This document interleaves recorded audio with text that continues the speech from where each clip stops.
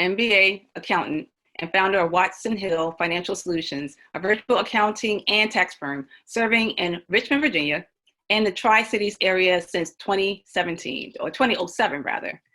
All right, so let's see. She prepares her screen. I want to give her the opportunity to also, she has an entire presentation. So you have to understand, me being a therapist, a lot of times all I know is talk therapy.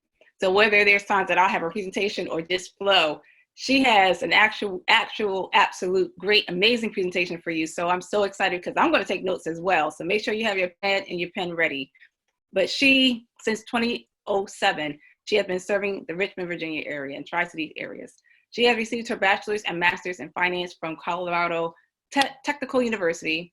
And due to her belief in continued education, she has multiple certifications that enhances her credibility as an accountant and tax expert. Her passion for numbers, tax laws, and organizing businesses is why she started her own company. Due to the overwhelming news and IRS updates reviewing the misfortunes of businesses not being in compliance, had many foundational errors, was just a way in over their heads and or understaffed, unqualified professionals, Glynesia had decided to be part of the solution and therefore establishing Watson Hill Financial Solutions. She serves small businesses and individuals in different industries and in different capacities. Our focus is to educate our clients so that they can make sound decisions. By doing this, they will increase profits, reduce taxes, and make sure that they have a system in place to monitor their cash flows.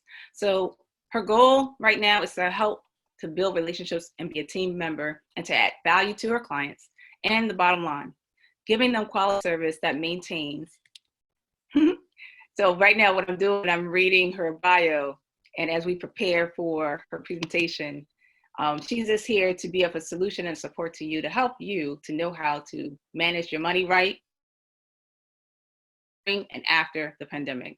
So let's welcome Glynesia Hill Watson. Hi. Thank you for having me. This was such a sensitive topic to me, something dear to my heart, because I love transforming mindsets, especially behind point A to point B. And sometimes that's taking a bare look in the mirror of what you really look like. So we're going to dive right in because I want to be cognizant of time. Okay, so this is one of my favorite definitions out of definitions on the World Wide Web and in the definition in the dictionary about the mindset. Because money.com defines mindset as the lens through which you see and navigate life. That's all that you think, see, believe, say, and do, which shows that everything is tied in and woven together. So whatever we're believing, what we're thinking, what we're saying, how we plan on moving forward, how we even respond has to do with the mindset and how we see, how we function. So this is going to tie in the whole presentations. E.E. Cummins says, I'm living so far beyond my income that we almost maybe said to be living apart. Some of us are experiencing that, especially with what's going on today. So there are two different mindsets that I love doing these presentations on, because there's the fixed mindset, which is said to be what I love is that a lot of people think they are in the fixed mindset, but they can always move to the other side, to the growth mindset. So the fixed mindset has difficulty with challenges. They avoid them. They give up easily when obstacles come their way. Effort becomes fruitless and they become worried. On the other side, you see the opposite. The people of growth mindset are willing to embrace changes, persist in the face of setbacks, and the effort. See effort is the path to mastery and learn from their criticism. A lot of us cannot learn from our criticism, but that also talks about where our mindset. And another thing that stems from the mindset is what is causing it. What is the root cause? The reason why you think and act the way you do. Why do you respond the way you do? Another view that we could look at this from is the rich versus the poor. Their belief system, their plans, their solutions, the rich sees it as an opportunity. The poor lacks belief, they lack a plan, and they have a lot of excuses.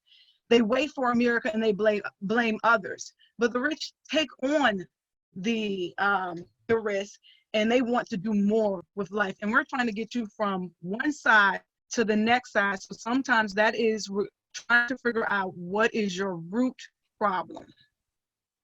So when we're talking about mindset, how it affects how we see, view, and respond to things, how does that affect our performance? Well, one of the things that I like to bring in to tell you about how your performance is affected is disruption. Disruption is the act or process of disrupting something, a break or interruption in the normal cause or continuation of some activity or process.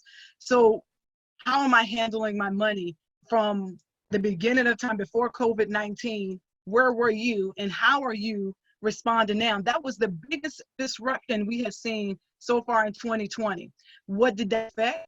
It affect people's households. Some people had to come home, and they've been in the workforce for so long, and then they had to migrate back into their family lives, to the family with the rest of the family, and they had to work together. Some people lost their jobs. Some went on furloughs.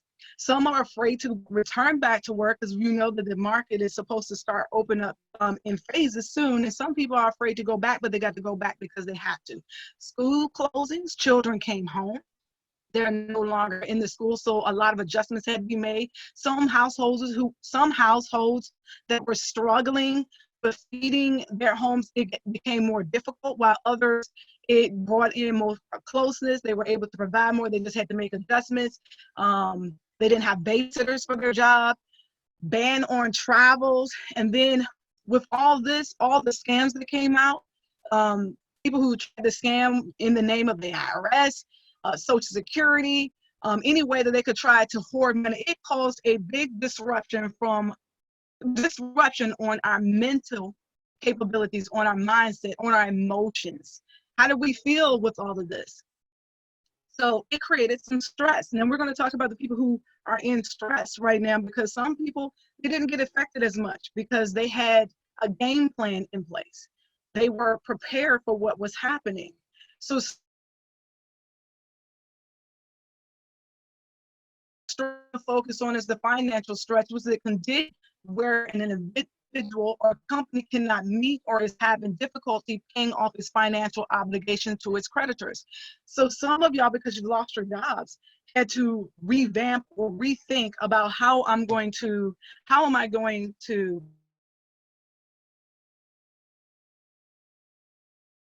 plan for retirement?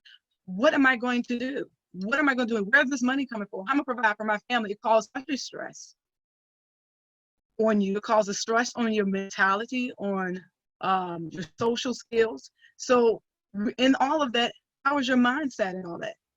Were you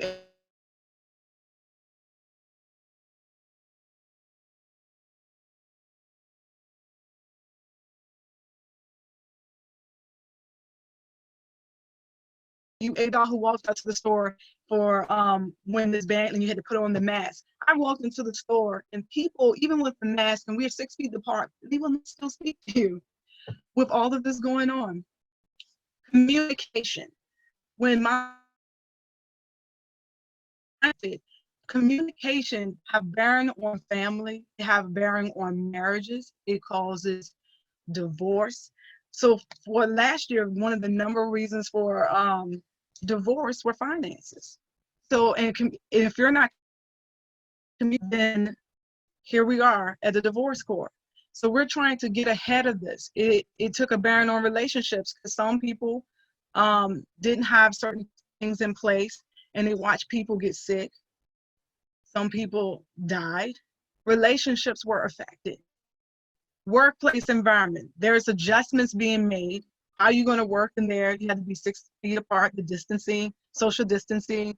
It has to be meticulously cleaned. How is that placing such a bearing on the mindset? How are you being affected by that?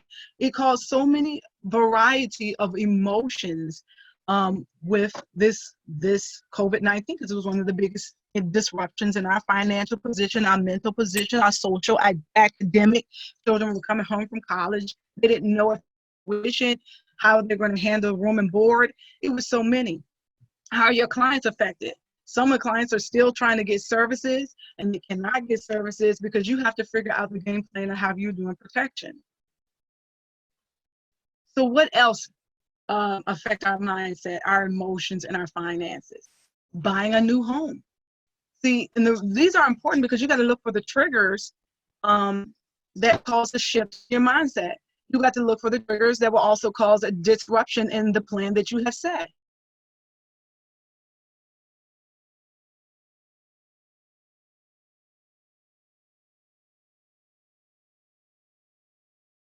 Have no other choice.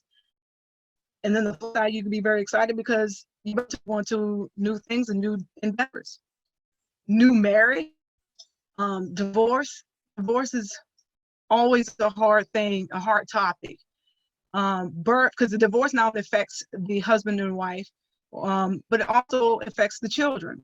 Birth or adoption of a child, a major disability or long-term illness, and then this affects a lot of people if you are not prepared for this. If this was not a part of your financial game plan, all of these allude to a financial game plan because you want to get in a position of being proactive instead of reactive. And the best defense is sometimes the best offense, getting ahead of it. And then also a best defense is a good defensive plan. So you want to get ahead of them. These are some triggers to take a look at it because some people are like, I don't need all of that. But if you're experiencing any of these, you should be seeing somebody to help you get through them. Your performance being affected. Absenteeism. People think that only applies to their job, but you become absent in your life. You start slowly not showing up for events, showing up to calls, showing up to handle the problems, coming up with solutions. You start not showing up. And there becomes a rise in health issues. How many times have a disruption in your life, a death of a loved one, caused you to change your look on life and how you respond and what you need in place? When my father passed away, I decided I wanted to see the world. At first, that was not something that was on my my bucket list at all. But when he passed, I realized there was more to life and I was going to search it out. Become withdrawn, very irritable. Nobody can work with you, or someone constantly asking you how you're doing and you're not responding well, lashing out at others. And then it's also take a toll on you that you're always tired. You're experiencing some sort of fatigue. You have trouble concentrating. A lot of times what we see in the financial industry, anxiety, shame, and embarrassment are the ones that show up with clients because they become anxiety. Happen to them. They don't know how to respond. They become embarrassed and ashamed. They don't want to talk to you about how you can help them. They don't want you to take a look at their finances so you can see how they've been spending their money, their behaviors, because you learn certain behaviors when you're looking at people's finances. And they become really embarrassed about it. So our job is to make sure that you're not embarrassed because you got to get from that place and move forward so you can move to a healthier mindset, so you can move to a growth mindset instead of a fixed mindset. Loss of interest. You lose interest in things that you once loved before, or you might started to move in one direction and then something hits you and bow, you're back in another spot. So that also disrupts.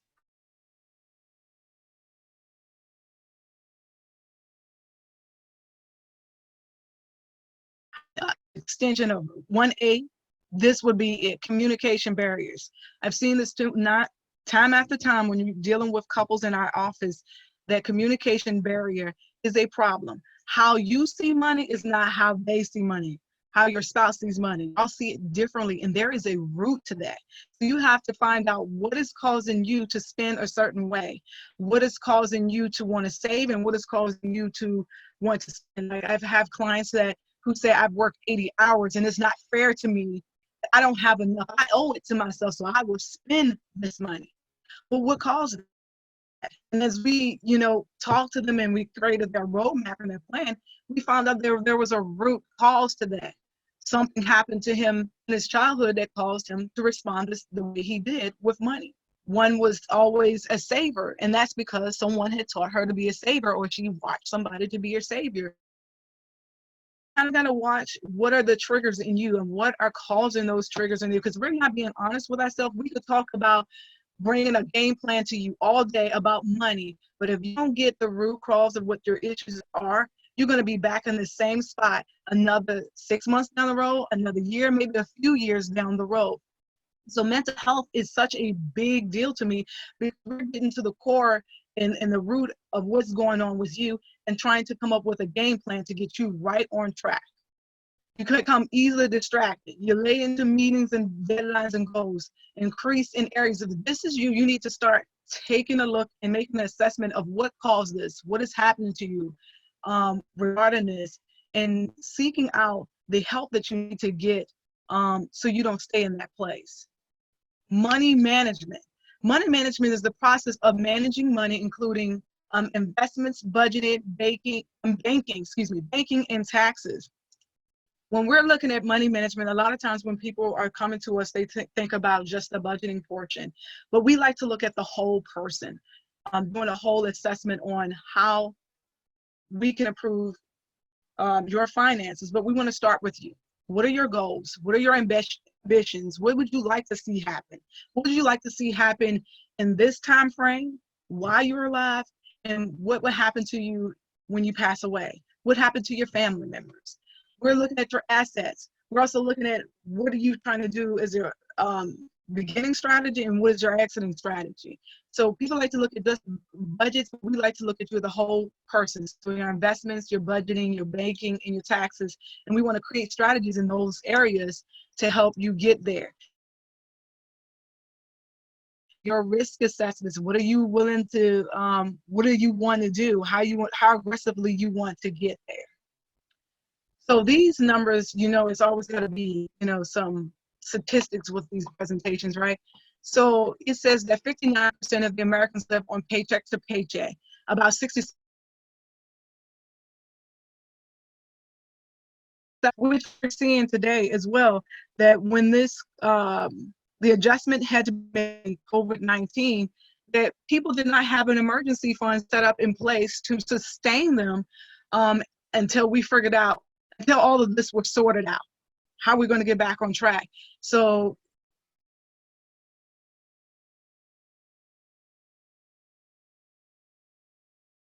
you can't start. Like one of my favorite quotes is that 20 years ago was the best time to plant a tree.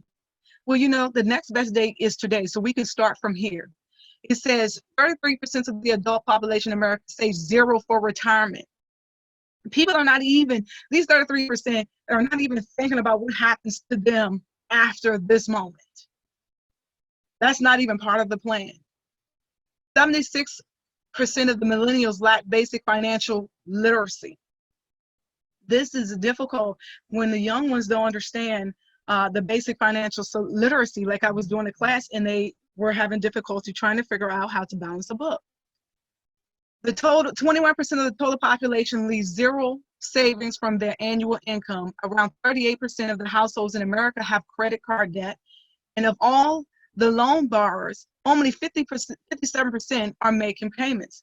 The reason why these numbers are important because it's our mission to close up these gaps, to bring awareness to people, to find out what is causing some upset, some disruptions. So when these disruptions that you have a firm and rooted mindset, or a mindset that is continuously growing, that will be able to handle what's undergirding. Some of the common myths that we hear: if I had more money, I'd be happier. Make a difference, because you still got to deal with what's underlying. People who make more money than I do, I don't have enough money. Someday, one day, it's all going to turn out. And then one of the latest ones is, it's not the right time. I got to do this or this. And they make so many excuses where it's never going to.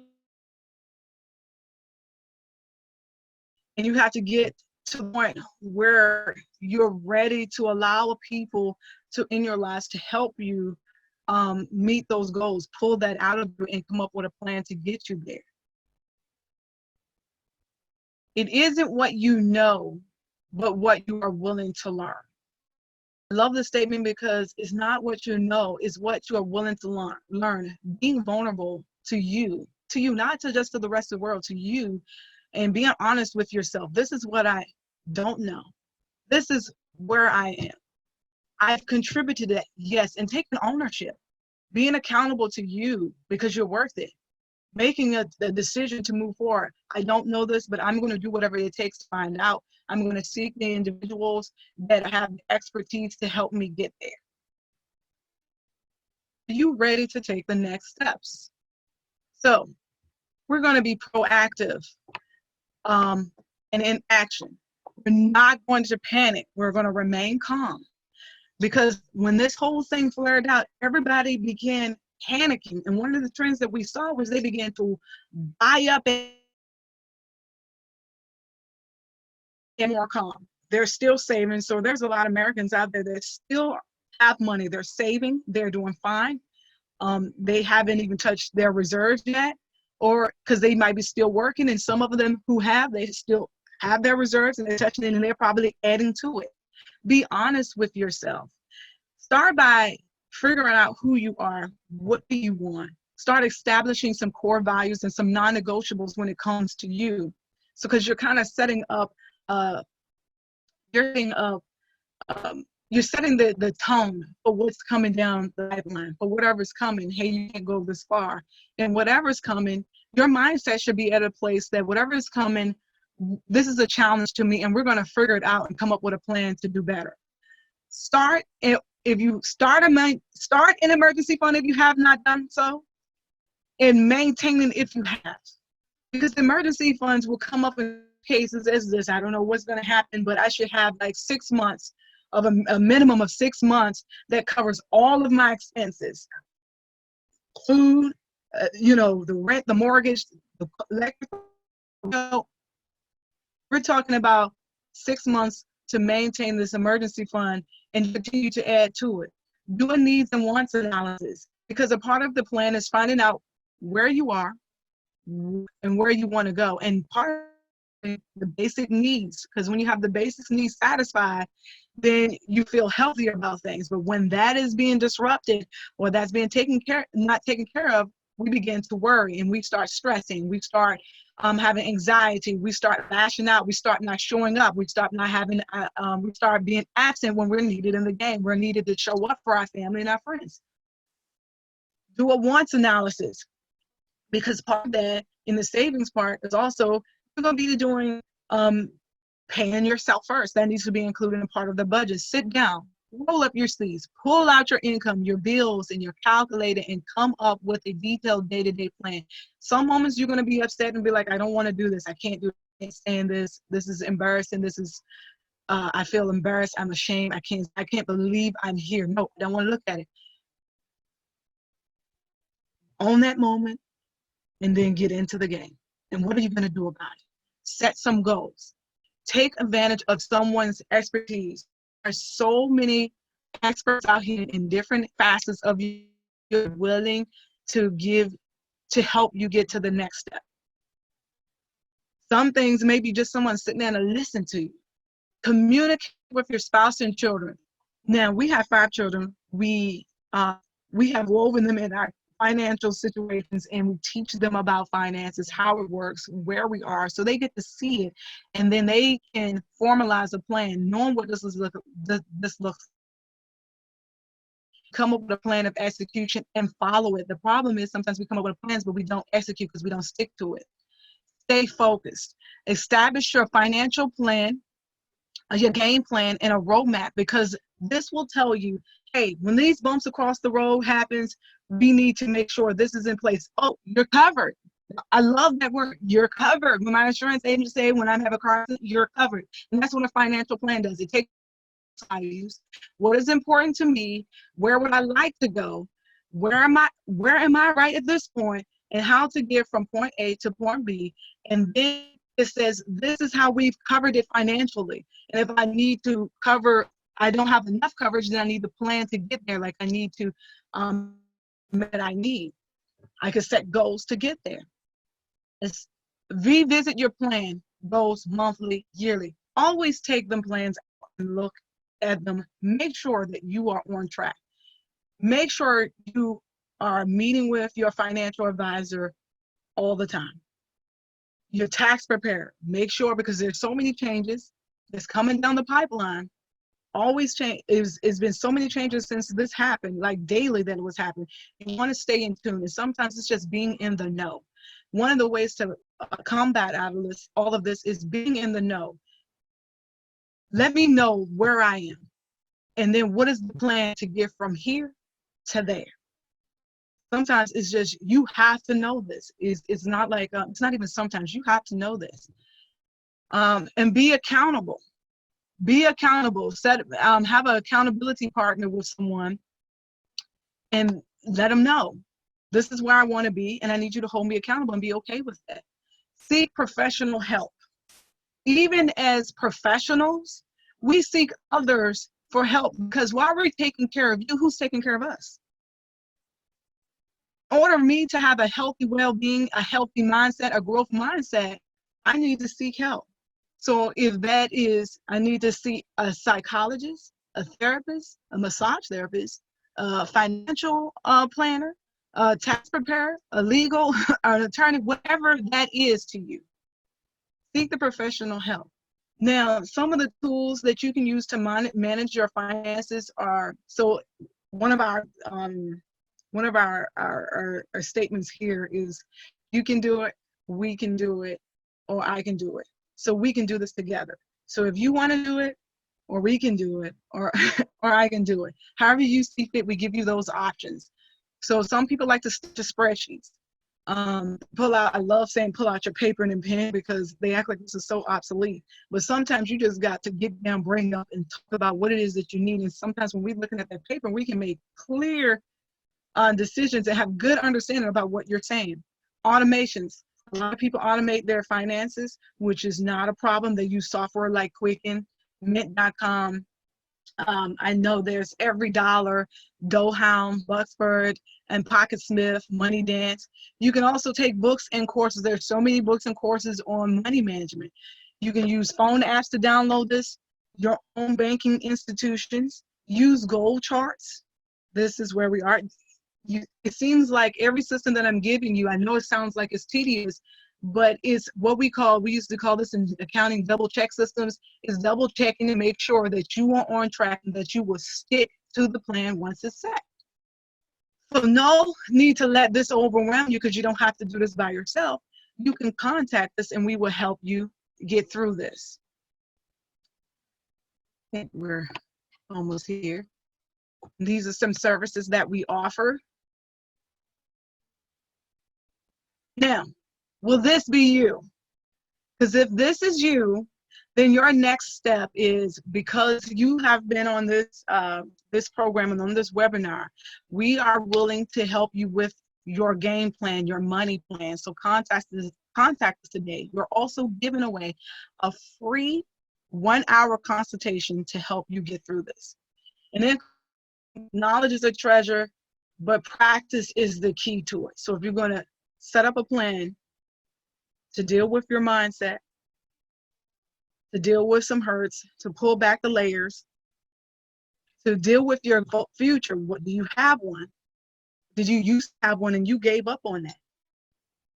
And then your end plan, how we're going to get you through all this, how we're going to get you there. Anyone have questions? All right. Thank you so much, Glynesia. That was an excellent presentation and such a wealth of information that you shared for us to now chew on and process, and then actually take action. Because a lot of times we seem to be stuck on taking action. But all that you just said, I think, was amazing. I was checking to see if there were any questions, and no. Yeah, I don't know. Do you have questions?